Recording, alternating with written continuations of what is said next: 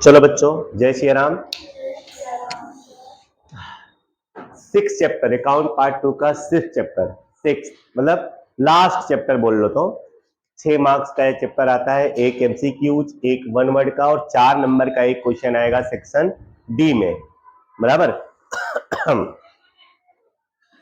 तो cash flow, cash flow का मतलब होता है कैश की आवक और जावक। कैश का फ्लो, फ्लो मतलब क्या होता है? प्रवाह। फ्लो आता भी है, और फ्लो का मतलब क्या होता है? कैश की आवक और जावक। कैश आता भी हमारे पास और कैश हमारे पास से जाता भी है, तो उसको बोलते हैं फ्लो। तो एक इनफ्लो होता है और एक आउटफ्लो। अगर कैश हमारे पास आ रहा है तो वो इनफ्लो होगा, और कैश हमारे पास से जा रहा है तो कैश आउटफ्लो उसको बोलेंगे, है कि नहीं? आउटफ्लो और इनफ्लो, कैश का दो ही फ्लो होता है, एक इनफ्लो और एक आउटफ्लो। तो बिजनेस में ऐसी कौन कौन सी एक्टिविटीज हैं, बराबर, जिनके वजह से कैश आता है और कैश जाता है, बराबर। तो कैश तो कैश इनफ्लो और कैश आउटफ्लो को जिस स्टेटमेंट में लिखते हैं ना, उसको बोलते हैं cash flow statement. Cash flow statement, the statement which shows the flow of the cash, जो कैश के फ्लो को शो करता है, बराबर ना, उसको बोलते हैं कैश फ्लो स्टेटमेंट। मतलब जिस स्टेटमेंट में कैश की आवक और कैश की जावक को रिकॉर्ड करते हैं उसको बोलते हैं कैश फ्लो स्टेटमेंट, बराबर। तो कैश फ्लो क्या होता है वो आपने समझा, और कैश फ्लो स्टेटमेंट भी आपने समझा। अब हम लोग देखेंगे कि कैश का जो फ्लो होता है बिजनेस में वो कितने तरीके से होता है। तो मेन 3 तरीके से कैश फ्लो होता है हमारे बिजनेस में। 3 मेन एक्टिविटीज है जिनसे पैसे आते हैं और पैसे जाते हैं, बराबर। मेन 3 एक्टिविटीज हैं जिन कैश फ्लो के, बराबर, जिसमें से कैश आता है और एक जाता है।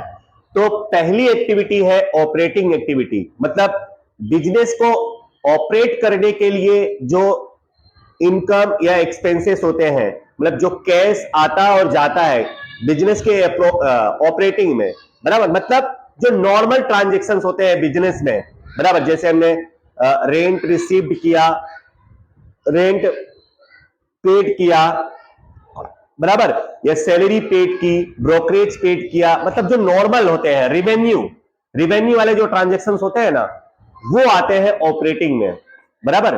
कोई छोटे मोटे जो डेली वेजेस पर होते हैं या मंथली वेजेस पे होते हैं, तो ऐसे जो एक्टिविटीज होती है ना उनको ऑपरेटिंग एक्टिविटी बोलते हैं। ऑपरेट करने वाली, बिजनेस को ऑपरेटिंग करने वाली जो एक्टिविटीज होती हैं, नॉर्मल जो होती है एक्टिविटी, उसको बोलते हैं ऑपरेटिंग एक्टिविटी। और ऐसे ट्रांजेक्शन से जो पैसे आते और जाते हैं उसको हम लोग ऑपरेटिंग एक्टिविटी में रिकॉर्ड करेंगे, बराबर।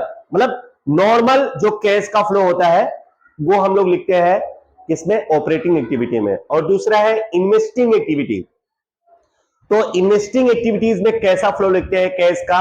तो जो हमारा फिक्स एसेट्स होता है ना, फिक्स एसेट्स या नॉन करेंट इन्वेस्टमेंट, मतलब जो लंबे समय के हमारी एक्टिविटीज होती हैं, जैसे लैंड परचेस किया तो क्या हम बार बार परचेस करेंगे? नहीं। एक बिल्डिंग सोल्ड कर दिया तो ये बार बार सोल्ड करेंगे क्या? नहीं।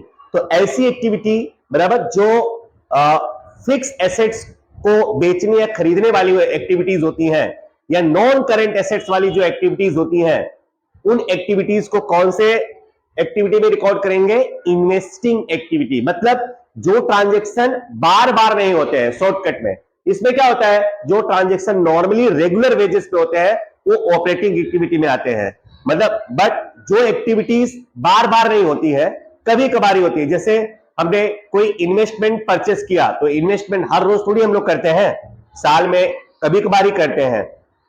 बिल्डिंग परचेस किया तो बिल्डिंग क्या हर महीने परचेस करते हैं क्या? नहीं। तो ये जो एक्टिविटी होती है इनमें भी पैसे आते और जाते हैं, बट ये बार बार ट्रांजेक्शन्स नहीं होते हैं, बराबर ना। तो इनको बोलेंगे इन्वेस्टिंग एक्टिविटीज, बराबर। मतलब शॉर्टकट में फिक्स एसेट्स से रिलेटेड या तो नॉन करेंट एसेट से रिलेटेड जो एक्टिविटीज होंगी, तो कौन सी एक्टिविटी में आएंगे? Investing activity. Non current assets से रिलेटेड जो एक्टिविटीज होंगी, नॉन करेंट एसेट्स हम लोग परचेस करेंगे या तो सोल्ड करेंगे, तो उससे रिलेटेड जो एक्टिविटी होगी वो किस में आएगी? इन्वेस्टिंग एक्टिविटी में, बराबर। ऑपरेटिंग में क्या आएगा? नॉर्मल जो इनकम और एक्सपेंसेस होते हैं बिजनेस में, वो इसमें आएगा। और इसमें कौन सा? कोई एसेट्स हम लोग खरीद रहे हैं या बेच रहे हैं, तो उससे जो इनकम या एक्सपेंस होगा वो इन्वेस्टिंग में आएगा। और फाइनेंसिंग एक्टिविटी में क्या आएगा? शेयर, डिवेंचर और बैंक लोन। कौन कौन से? शेयर से रिलेटेड अगर कोई एक्टिविटी है, डिवेंचर से रिलेटेड कोई एक्टिविटी है, और बैंक लोन से रिलेटेड कोई एक्टिविटीज है। देखो इसमें तो आएगा non current assets, non current asset से रिलेटेड अगर कोई एक्टिविटी है तो आएगा किसमें? इन्वेस्टिंग में। और इसमें नॉर्मली आप समझ लो, एक तो बैंक लोन, दूसरा डिवेंचर, और तीसरा शेयर। इन तीनों से रिलेटेड अगर कोई एक्टिविटी है, जैसे बैंक से हम लोग लोन लेते हैं और बैंक को लोन वापस भी कर देते हैं, इसको बोलते हैं फाइनेंसिंग एक्टिविटी। इससे भी पैसा आया और गया। सुनो, लोन हमने बोरो किया, बोरोड लोन, तो पैसा आया, तो इसके बाद रिटर्न लोन, तो पैसा गया, तो कैश का फ्लो हुआ कि नहीं हुआ? बट ये कौन सी एक्टिविटी कहलाएगा? Financing activity. डिवेंचर, डिवेंचर हम लोग इश्यू करते हैं तो पैसा आता है, याद है कि नहीं? हम लोग थर्ड चैप्टर पढ़ते थे, सेकंड। डिवेंचर इश्यू करना मतलब पैसा आया, और रिडप्शन मतलब पैसा गया, वापस किया हमने, तो ये कौन सी एक्टिविटी होगी? Financing activity. फिर शेयर्स इश्यू करते हैं तो भी तो हमको पैसा मिलता है ना, तो कौन सी एक्टिविटी होगी? फाइनेंसिंग। तो share, debenture, bank loan, normally ये तीन चीजों से रिलेटेड जो एक्टिविटी होगी तो कौन सी एक्टिविटी में आएगा? फाइनेंसिंग एक्टिविटी में। तो बच्चों, जो बिजनेस में कैश फ्लो होता है ना, कैश की आवक और जावक होती है, नॉर्मली ये तीन एक्टिविटीज में उनको कैटेगराइज किया गया है। पहला ऑपरेटिंग, मतलब बिजनेस में जो नॉर्मल इनकम और एक्सपेंसेस होते हैं। दूसरा इन्वेस्टिंग, जो हम नॉन करेंट एसेट्स को खरीदते और बेचते हैं, वो इस एक्टिविटी में आएगा। और तीसरा फाइनेंसिंग, तो फाइनेंसिंग एक्टिविटी में जो हम लोग शेयर, डिवेंचर और बैंक लोन के ट्रांजेक्शन करते हैं, एक्टिविटीज होती हैं, वो आती है हमारी फाइनेंसिंग एक्टिविटी में। तो इन तीनों एक्टिविटीज में से किसी एक एक्टिविटी से हमको स्टेटमेंट बनाने के लिए बोलेगा। बोलेगा कि भाई ऑपरेटिंग एक्टिविटी से कैश फ्लो स्टेटमेंट बनाओ, या तो फिर आपको बोलेगा इन्वेस्टिंग एक्टिविटी से कैश फ्लो स्टेटमेंट बनाओ, या तो आपको बोलेगा फाइनेंसिंग एक्टिविटी से कैश फ्लो स्टेटमेंट बनाओ। तीनों में से किसी एक ही एक्टिविटी से आप लोगों को स्टेटमेंट बनाने के लिए बोलेगा। तो 100% में से 90% इसी एक्टिविटी के क्वेश्चन आते हैं। कौन सी? फाइनेंसिंग एक्टिविटी से। Prepare cash flow statement from financing activity. Understood? आपको यही बोलेगा, फाइनेंसिंग एक्टिविटी से कैश फ्लो स्टेटमेंट बनाओ। बट हम तीनों पढ़ेंगे, ओके। बट आज हम लोग स्टार्ट करेंगे पहले इन्वेस्टिंग एक्टिविटी से, बराबर। Cash flow from investing activities. तो चलो पहले आप इतना लिख लो, उसके बाद क्वेश्चन पे चलते हैं और फाइनेंसिंग एक्टिविटी सीखते हैं।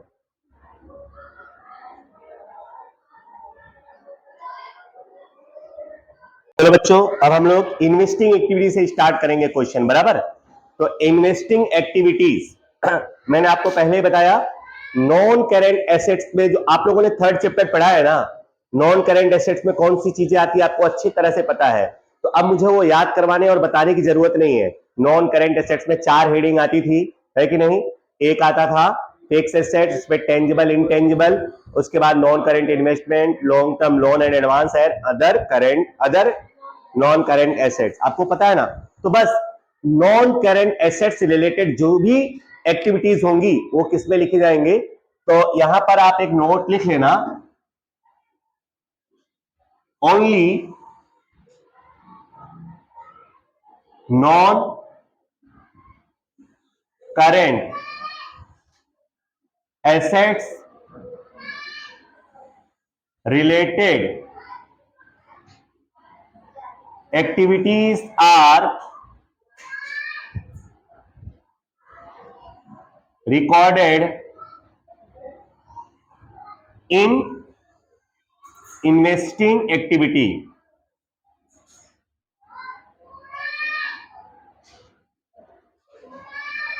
याद रहेगा आपको? अब नॉन करेंट एसेट्स के अलावा की अगर कोई एक्टिविटी अगर आपको क्वेश्चन में दी गई होगी तो उसको क्या कर देना, आपको इग्नोर। अंडरस्टूड? उसको आपको क्या कर देना, इग्नोर। अब दूसरी बात, आपको यह पहचानना है कि कौन सी एक्टिविटीज में पैसा आता है और कौन सी एक्टिविटीज से पैसा जाता है। और एकदम सिंपल है बच्चों, आप अगर कोई चीज बेचोगे तो पैसा आएगा कि जाएगा? आएगा। और कोई चीज परचेस करोगे तो पैसा आएगा कि जाएगा? जाएगा। बस यही करना है हमको इन्वेस्टिंग एक्टिविटीज में, यही है बराबर, कि अगर परचेस कर रहे हो तो माइनस कैश क्या होगा, जाएगा, और आप सोल्ड कर रहे हो तो पैसा आएगा। ओके, तो चलो पहली बात तो कौन कौन सी एक्टिविटीज आप इन्वेस्टिंग में लिखोगे, only non current assets related activities are recorded in investing activities. उसके अलावा की अगर कोई एक्टिविटी होगी तो उसको आपको इसमें नहीं लिखना है। क्या हुआ बेटा? Let's start. First, sales of non current investment. बोलो इस एक्टिविटी में आएगा कि नहीं आएगा? नॉन करेंट इन्वेस्टमेंट तो नॉन करेंट एसेट से होता है ना, तो यहां आप लिखेंगे sales of non current investment. बोलो कितना? 88। बोलो माइनस की प्लस? बेचा है तो पैसा आएगा कि जाएगा? आएगा, तो प्लस। नेक्स्ट बच्चों, परचेस ऑफ लैंड, पैसा आएगा कि जाएगा? जाएगा, तो माइनस। परचेस ऑफ लैंड कितना है बच्चों? 1,48,000, तो माइनस। माइनस मतलब bracket. Next, purchase of machine कितना? तो पैसा आएगा कि जाएगा? जाएगा, तो ये भी माइनस। नेक्स्ट, सेल्स ऑफ कितना? ये प्लस में रहेगा। Next, dividend received on investment, तो इन्वेस्टिंग एक्टिविटी में आएगा कितना है? ये भी प्लस होगा। नेक्स्ट, पैसा आएगा कि जाएगा? पेड फॉर कितना?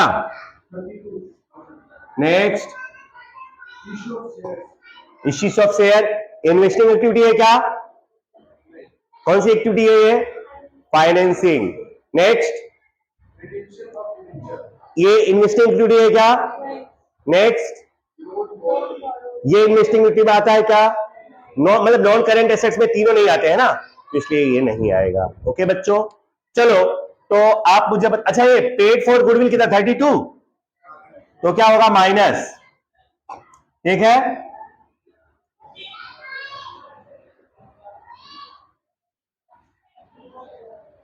तो चलो ओवरऑल आप मुझे बताओ। अच्छा, माइनस वाला कितना है और प्लस वाला कितना है, और उसके बाद फाइनल 1 लाख माइनस में।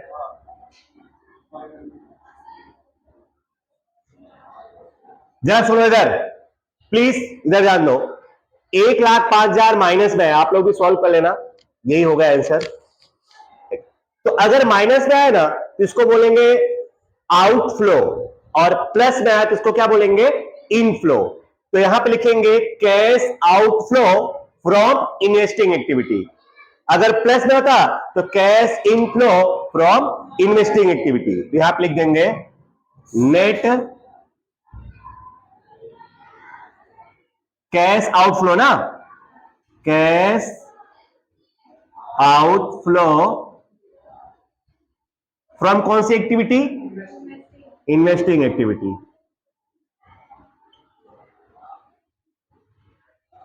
लिख लीजिए, माइनस में आया तो आउटफ्लो, प्लस में आया तो इनफ्लो।